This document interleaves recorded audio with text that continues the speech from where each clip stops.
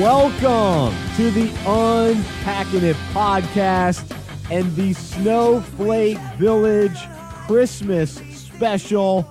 It's year number 2, and we're so excited to partner with Snowflake Village. Their mission is to serve the community by giving back to local area nonprofits, community organizations, and those in need. And so they've created a unique Christmas tree experience that is unlike any other. And so when you purchase a tree from them online or at the actual Snowflake Village, you choose the nonprofit or the charity of your choice, and then Snowflake Village contributes a portion of the proceeds to that designated charity or nonprofit. And so we're excited to have Unpacking It Ministries as one of their partners. And so if you are in the Charlotte area and want to still get a Christmas tree, head on over to Snowflake Village, support them, support us, and make sure you get a real tree. You got to get a real Christmas tree. So just want to thank them for all of their support. And really, this podcast is all about Christmas.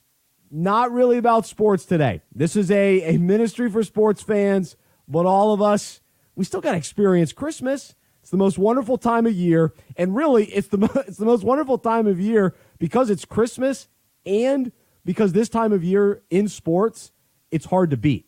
I mean, there is game after game after game. I mean, I've got to balance Christmas activities with family get-togethers, with games, with the recap of games. I got to DVR certain games so I can watch later, but then there's another game on live, and so do I watch the live game or do I watch the recorded game? It's been absolutely nuts, but it's so much fun to be able to just celebrate and look back on the year. And on the podcast today, I'm going to have some fun. We'll talk Christmas movies, Christmas music, some of my Christmas traditions. I'll let you know my favorite Christmas movie ever. And before I jump into that, though, I had a really challenging and interesting conversation with my brother the other day. And so we got together, my parents made lunch, and we ended up baking some cookies and just got the family together before Christmas, before some of the craziness, just to have a nice afternoon of fun. And so after lunch, my brother and I are sitting at the dinner table discussing Christmas. And he knows that I absolutely love Christmas. And both of us love Jesus, and both of us, are so thankful that Jesus came to earth. And not only was he born, but he lived here, died, rose again, which is the key. He rose again from the grave, and now it offers us salvation and eternal life and invites us to live eternally with him. And so we're both in agreement with that. But we had a discussion about, the meaning of Christmas and what's going on and how even we as followers of Jesus so easily get caught up in everything else that surrounds Christmas. And so I'm as guilty as anyone, and he knows that because I love watching Christmas movies. I love listening to Christmas music. And so the question becomes, what's really different about our Christmas as a follower of Jesus and believing the truth that Jesus came to earth? He was God, fully man, and so grew up to be Jesus the Savior.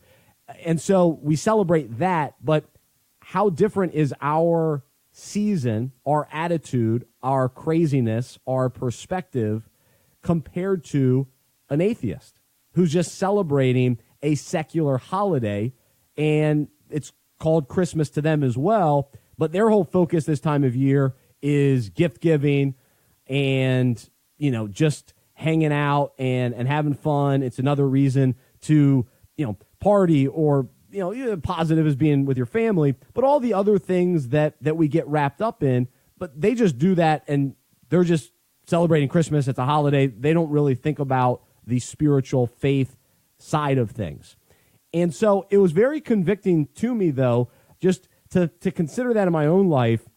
Am I really just like everybody else this time of year? Or am I taking this time of year seriously in that I'm taking time to pause, to really spend time in God's Word, thinking about, what really took place during the story that we end up reading at Christmas, but it's just the story of Jesus. but it gives us an excuse to really read it and to think about it. And so I say all of that because before I jump in and have some fun talking Christmas movies, which I still love, but the challenge to us is to not make that so much of the focus that we miss out on really taking the time to be different this time of year, to actually represent what we say Jesus comes with and for, which is he comes with peace and joy and love and grace.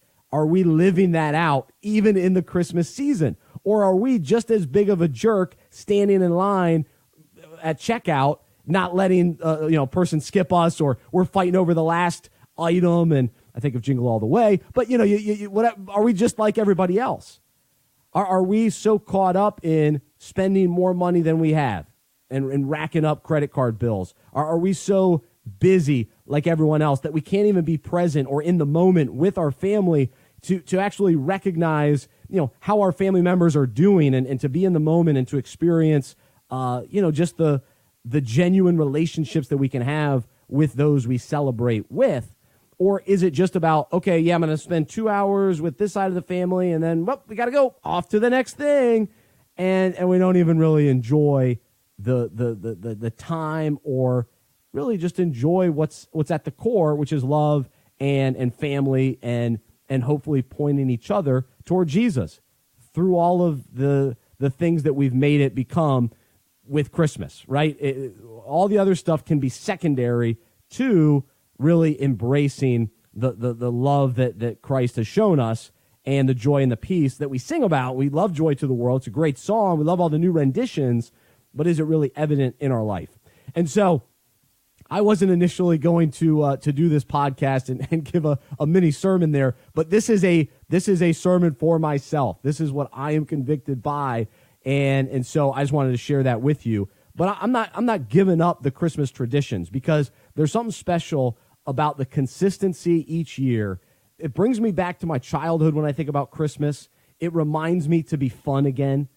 So often during the year, you just get so caught up in adult responsibilities and having to pay the bills and wanting to work hard, that at Christmas time, it's just nice to sit back and pop on a Christmas movie and drink some eggnog and relax and just enjoy life. And I think that can be honoring to God when we enjoy him, enjoy life, enjoy all the many blessings that he's given us, but not celebrating creation more than we're celebrating the Creator, and not celebrating gifts more than the gift giver. And some of these cliches that we hear, but we don't always really take to heart. And so I hope that you'll join me in the challenge. And so thanks to my brother. I didn't like hearing it in the middle of it, but I think he just brings up a good point. Are we different this time of year? Or are we just like everybody else that doesn't care about the spiritual side? Because the thing is, for some of us, we pretend like we care, but then our actions, our attitudes don't really represent. When we say, oh yeah, Jesus is the reason for the season, we can say with our words, don't take Christ out of Christmas. We can say all those things, but does it really reflect in what we're doing? And even going back to the sports side of thing, are the games taking a larger priority? Am I more consumed with my fantasy team? One team's in the championship, one team lost in the Final Four, but am I more concerned and consumed with that than I am with enjoying people, enjoying life, having fun, being filled with joy and peace? Or am I more anxious about my fantasy team? So again, it's convicting to me. So just wanted to share that here on the special Christmas edition podcast. And so let's jump into kind of the fun part of all of this, with that as the foundation. Is that fair? Is that cool? All right. My first thing, I'm all for the real Christmas tree. And there's just something about authenticity and having something genuine versus something fake, right? Now, I've got allergies, and so it's questionable, and I understand people with allergies, you want the fake tree, but go get a real tree. And if you are going to get a real tree and you're in the Charlotte area, go over to Snowflake Village, check them out. And we got our tree there this year again, and it's awesome, looks nice. And I love decorating the tree. It's just so fun to put on ornaments and remember, again, my childhood, and it just triggers certain moments or places that we've been in the past, my wife and I. and just pictures of over the year, our first Christmas together, our second Christmas together. Seems like my mom gives us an ornament every year. So we got our third Christmas, our fourth Christmas. I think this is the 5 or 6 for us, because I guess when we were dating, we had one as well. But anyway, I love putting up ornaments, and what's so funny, and I have no idea why this tradition started, and that's what makes traditions great. Sometimes you don't always know why they start. But do you remember the movie Rescuers Down Under, which is not a Christmas movie, has nothing to do with Christmas, but there's a character in there called Bernard, and we have a little ornament of this little guy, and for whatever reason, my brothers and I fought over this item, this ornament, whoever got to put him on the tree every year. And so somehow when we all moved off to college, I ended up taking that Bernard, and so every year I put that on the tree first. So I get to put it on our tree, and then I send out a picture to the family saying Christmas can begin. Bernard is on the tree. It's so ridiculous, but you got to love it. It's just, I don't know why, but I got to do it. It's part of the tradition. You got to keep up with it. So that gets everything going. But what I do enjoy this time of year is the excuse that the season gives you to go out and experience, whether it's a concert. We went and saw For King and Country and Zach Williams in concert, really fun time, some Christmas songs with them, or going to see a movie. Life gets so busy during the year that sometimes we just don't even enjoy just each other or our wives or our family. And so just saying, you know what? Yeah, there's a Christmas concert. Yeah, let's go. Should we go see a movie? Yeah, why not? And so it just, to me, it just encourages us to go have some fun. And so I love that part of it. And so a few weeks ago, we went out and saw Home Alone in the theater. Okay, so this movie came out, I don't know, 20-some years ago, and early 90s. Gosh, it's been a long time. So it was the theater with an orchestra for all the music inside the movie. It's a wonderful, if you really listen to the movie, dun, dun, dun, dun, dun, dun, all of that was done live by the orchestra. So we were at the theater. So like where plays are done, this was the actual movie on a screen, but the music came from a live full orchestra. So you saw the violins and the trumpets and the drums and the piano and all that sort of thing. It was really neat. And so that really kickstarted some of the Christmas festivities. And I got to say, Home Alone has got to be in my top 5 favorite Christmas movies. There's no question. But I always go Home Alone 2 over Home Alone 1 because there is more action in Home Alone 2. There's more uncertainty in New York City. I mean, you think about an 8-9-year-old in New York City. I mean, I went as a 20-some-year-old, and I was beside myself, and I was with a couple friends, and I was overwhelmed by New York City. So I know it's a movie, but still, it's fun to think about a 9-year-old running around, staying at Trump Tower and eating the pizza and going to the toy store, Duncan's Toy Chest. All of those kind of things are so much fun. And or I guess he stayed at the Plaza Hotel, but then I don't know. However, Trump ended up in the movie is hilarious. So it's just a riot of a movie. But number 1 is still very solid, and it sets up for number 2. But 2's better. All right. So anyway, so I saw this orchestra. Highly recommend it if you ever get the chance to see something similar. And so let me run through though a couple other Christmas, I guess, thoughts this year. And it hit me this year that Christmas lights are fantastic, and people that are willing to decorate their home and just basically say, hey, we're in for Christmas. We want to let everyone know that we love Christmas. Hopefully the underlying part of that is, hey, we love Jesus too. The lights are great, but now we've seen the fake lights. Have you guys seen the little thing that they put in the yard that just shows lights on their house? It displays the lights. It's totally fake. You can't be doing that, and spins around. So I'm sorry if you're listening and you do that. I'm not. I can't support that. I'm not in on that. So that's one thing. And then all the blow up, the blow up stuff has got to go. It's too much. It's too much. Stick with the lights, and maybe you get one, little somebody in the lawn, whatever that is, a reindeer or something. But to have all these blow up snowmen and all that kind of thing, I don't think it adds to your home. Again, stick with the lights. All right, so that's one thought. My other thought, Hallmark Christmas movies. And you're probably thinking, oh, yeah, they're the worst. No, they're not. They're not the worst. And too many guys are walking around criticizing their wives for watching all the Hallmark movies. And you know what I say? Sit down and watch one with them. It's not that bad. But here's the key. You've got to pick and choose the good ones. You can't just watch the 3 o'clock in the afternoon Hallmark movie. No, you got to be strategic. You got to know that the best ones, they debut on like Saturday night at 8 p.m.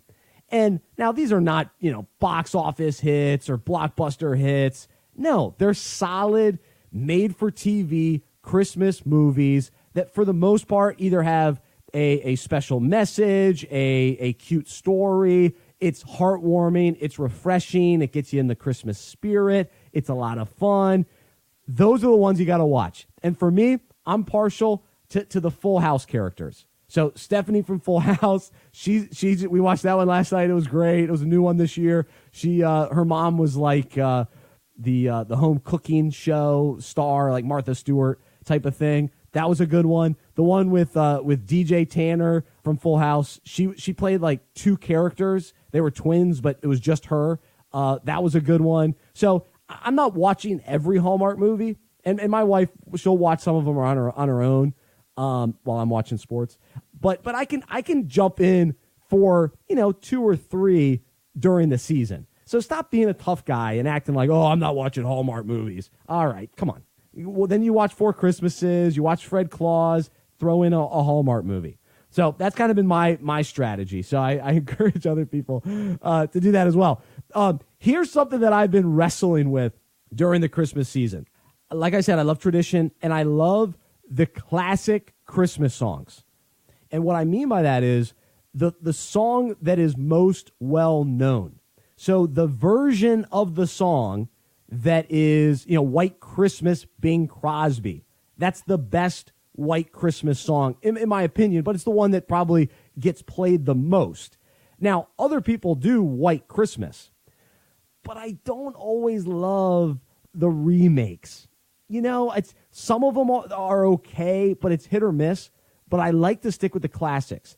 And so if I find a good one, I'll roll with it, but very rarely it's hard to find. So I love just listening to all the best hits. Now, when I can find an artist that understands what an original Christmas song is, and they create their own, then I'm in.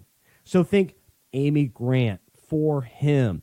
I like Darius Rucker's Christmas album. Some of the, Mariah Carey, she came up with her own Christmas song, and it's taken off, and I don't think anybody's tried to redo that one. All I Want for Christmas Is You. But those are originals that maybe haven't been around 50 years, like some of the classics that we're used to, that we hear in the movies and all that sort of thing. But I think it's hard for artists to come up with original Christmas songs. A lot of times, they just sound like a normal song, and they're missing the Christmas feel to it. Do you know what I mean? Like, there's just a difference between a Christmas song and a song about Christmas or a song about the holidays, and an artist is forcing it. It's hard. Like, I think it's such a fine line between a Christmas hit or being willing to listen to an artist, make up their own song or, original songs that are new, that are fresh. So initially it's hard unless, year after year you start listening to it. Then at that point it can become a hit. It can become a classic, but it takes a little time. I'm not all in right away. Very rarely. You got to kind of earn my respect when it comes to a great Christmas song. Is that fair? You know what I mean? Let me know your thoughts on that one. I'd be curious to hear your thoughts. Bryce at unpackingit.com. So a couple of quick traditions that we've incorporated that I've carried on from my childhood. And so it's still just my wife and I right now. And so I hopefully when we have kids, we'll be able to incorporate these and continue these. But the first one is this. You have to run down the stairs Christmas morning, if you have stairs. Now, if you don't have stairs, just run from the bedroom to the Christmas tree. I think it creates a level of excitement and buildup and anticipation, because I'll still sit at the top of the stairs and then run down. Even though I know I put the gifts underneath the tree. I know what's under there. But I want to recreate some of the Christmas joy from my childhood. And so I run down the stairs. Now, it's a little slick with the wood. You got to be careful with the wood. So you either go no socks, you have to hold the socks in one hand and then run down the stairs and then put your socks back on, because it can get dangerous. Now, especially growing up when you have two brothers that you're fighting with and elbowing, that gets dangerous. Somebody always cried. We always started Christmas in tears. And so that was part of the tradition. That's one that I'm ending. That's one. At least I'm going to attempt to. I'm going to try to end that one. Sometimes my wife makes me cry, but not normally when I'm running down the stairs. But anyways, that's a good one. The other one is this: we'll eat Pillsbury cinnamon rolls. Pillsbury cinnamon rolls, and here's what we do. So I'm from Swedish descent, and there's a cheese called Bundes cheese. We put cheese on the cinnamon rolls, and it's fantastic. It is such a great treat that you start, run down, get your coffee, open up the stockings, and then at that point, you almost want to jump right into the cinnamon rolls with a little cheese. So the sweetness and the saltiness, they blend together to create such joy in your mouth. It's incredible. It really is. So it is. If you've never tried it, and you could try other cheese, we're partial to the Bundes cheese. It's kind of a great Christmas cheese, whatever that means. We just get it at Christmas. That's when we eat it. So it's delicious. Actually, we eat it all month because thankfully my parents get us this whole cheese wheel type of thing. It's phenomenal. So that's one of my favorite traditions. And then my other favorite tradition that we started is we watch the Polar Express Christmas Eve. And every year it gets you in the Christmas spirit, and Tom Hanks is so good in that movie. It's so well done. It captures the childhood fun of Christmas. So I love the Polar Express, and so we always wrap up Christmas Eve watching that movie. So that leads me into my favorite Christmas movies that I try to watch every year, including a couple that I like to rotate. So some of the movies you want to jump in every once in a while, and so for me that's Elf. I can't do that one every year. I like Will Ferrell. I like Elf, but I can't do it every year. But Christmas Vacation, every year I'm in. I can do Fred Claus and Four Christmases here and there. Four Christmases I probably could do every year. But Fred Claus I watched for the first time in a couple of years. Really good movie, but not necessarily an every year movie, but still one of my favorites. Home Alone 2, top 5. I'll put them on one line, but they're in every year. Christmas Vacation in every year.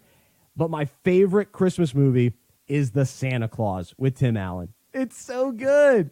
It's just the number of one-liners that are in that movie, and the fact that it still holds up. And even though it's so far-fetched, but they just created the whole Santa Claus story that, they created what it was like for Santa to take over. I just think it's so clever. And then for him to go through the changes with his physical appearance, I thought was really cool. And I still do. So that one does it for me. And I like all three of them, but the original is still the best. And like I said with Home Alone, I don't always say the original is the best, but with the Santa Claus, 1 is the best, and 2 and 3 are probably about the same for me. They're both good. The one with Jack Frost and Martin Short, it gets a little weird at times, but overall, I like all three of them. So those are my favorites, and it's just always fun to watch those each year. All right, I'm going to wrap things up here on the Snowflake Village Christmas special Unpacking It podcast, and really appreciate you joining us. Would love to know some of your Christmas favorites and your thoughts on the Christmas season. And each year, I also try to, just find a couple of topics within the Christmas story to focus on. And the one that seems to continue to pop up for me is Joseph. And so focusing on Joseph this year, so I'll share kind of what's been laid on my heart. And here, Joseph he's all set to marry Mary, and finds out that his, soon-to-be wife is pregnant and it's not his baby. So he's ready to move on, and he didn't want it to, be bad. So he was going to resolve to divorce her quietly and just kind of move on. Well, then he ends up having an angel appear to him in a dream that said, "Joseph, son of David, do not be afraid to take Mary as your wife, for the one conceived in her is from the Holy Spirit." And so I just relate to this story, not only the power of that story, but also in our own lives, that there are times where God asks us to do something that doesn't make sense. It's not what we initially wanted to do. It's not, it hurts our feelings, our pride, our expectations. Joseph wasn't anticipating going into marriage with a baby. That he wasn't counting on that. That wasn't part of his plan. But for us, we all experience this. But are we willing to be faithful when God clearly indicates, and maybe it's not an angel in a dream, but there are multiple ways God communicates with us, and we just have to listen. But he speaks to us, at the very least, in his word. But there are other ways that when we're alert, he can even speak. He can even speak to us through the movies that we watch and the songs that we hear, if we're in tune with God's Spirit. But in this case, Joseph, heard from the angel and ended up recognizing, okay, yeah, I'll stick. This is what I'm supposed to do. And he ends up staying with Mary and is there by her side and is, Jesus's earthly dad, and with Mary as his wife. And so for us today, as we think about Christmas and you hear that story, as we go into the new year, is there something that God is asking us individually to do that seems out of our comfort zone, that seems difficult, seems challenging, but we know it's what we're supposed to do? We know that it's God's will. We know that it's in his plan, and it's the path we need to take. And we have to overcome the fear. We have to overcome even some disappointment in, that's not the way I saw this going. That wasn't my expectation. That wasn't what I was anticipating, and going for it. I know I've experienced, similar type stuff in my life, and it's always rewarding to look back and see God's faithfulness, to see his goodness through it, and to know, yeah, that's what God wanted me to do. He made that clear, and he was faithful through it. And so I hope that's an encouragement to you. So as much time as we spend, watching movies and listening to Christmas songs and all that this time of year, we just got to spend some time in the Word and being quiet and still enough to say, all right, God, what do you want to show me this time of year? What do you have to teach me? Now, we should do that all year long, but different seasons. The summer presents different atmospheres, and, we're on vacation in the summer, and we can be at the beach, and there are ways that God can, speak to us during those times. But this time it's Christmas season. There's a spirit in the air. People are wondering, wait, why are we celebrating Christmas? Whether they admit it or not, at some point they have to wonder, wait, how did Christmas start? Even if they're not, believers or they're not going to church, they have to wonder. So a lot of times we just have to tell them. We have to tell our neighbors and friends and family members that don't know Jesus. We have to tell them, yeah, Jesus is real. And all these years later, we're still celebrating his birth because it matters. It changed the course of history. And then personally, it's changed my life. And so we can share that testimony as well. To say, yeah, Jesus has changed my life. This baby that was born is real because he's evident in my life, and he has transformed me from who I used to be to who I am today. And as I follow him, I experience real joy, hope, and peace. And so the challenge to us then, are we really following Jesus? Because if we are, then we will experience joy, peace, and patience and kindness and the fruit of the Spirit that comes as we follow. So that's my encouragement to us today. Hopefully you had a little fun thinking about Christmas, and hopefully just a message of hope as well, as we anticipate all that God can do in us and through us this time of year, heading into the new year. What's in store? It's an exciting time of year. It really is. I know it's hard for some, dealing with certain stuff as well. And so we want to comfort those people, have compassion for those people, empathy for those people as well. Maybe it's you listening. I know this time last year was really, really hard for me. So I understand that as well. But this time of year also, I'm able to experience so much joy because of the memories that I have of Christmas. And for you, if you have bad memories of Christmas, maybe it's time to establish new memories. And it's not all about the gifts either. People that get caught up in the gifts, come on. That's not what it's about. But the act of giving and opening and all that can be fun too. As long as we're taking the time to really soak in the moment and soak in people during this season. And of course, the most important person to enjoy and embrace is Jesus. And so that's the message of today here at Unpacking It. Man, we're sports fans following Jesus, getting off the sports talk a little bit, but this is one of my favorite things to do. I've been doing a Christmas show ever since I was in college, and always had fun with it. We probably were a lot more goofy back in college, but for many years, I haven't done it every year, but I try to at least do a Christmas special and talk about some of my favorite Christmas activities, movies, music. You got it. So we'd love to know your thoughts. Bryce at unpackingit.com. Again, we thank Snowflake Village. Check out snowflakevillage.org. Click on the link actually in the show notes. We greatly appreciate you checking them out, and let them know that Unpacking It sent you. And man, we're off for a little while before the new year, and we'll be back with new podcasts, new content, new devotionals. We got a really exciting year in store. Can't wait to see what God's going to do. If you want to support our ministry, we greatly appreciate your donations. Year-end gifts are huge. It allows us to really plan well for next year, knowing that we've got the support of people like you financially, as well as prayer partners and just people that want to help this ministry grow so that we can continue talking sports, faith, and life, and a little Christmas. Merry Christmas to you. Thanks so much for joining me here on the Unpacking It podcast, the Snowflake Village Christmas Special. Tidings we bring to you and your kin. Good tidings for Christmas and a happy new year. We wish you a Merry Christmas. We wish you a Merry Christmas. We wish you a Merry Christmas and a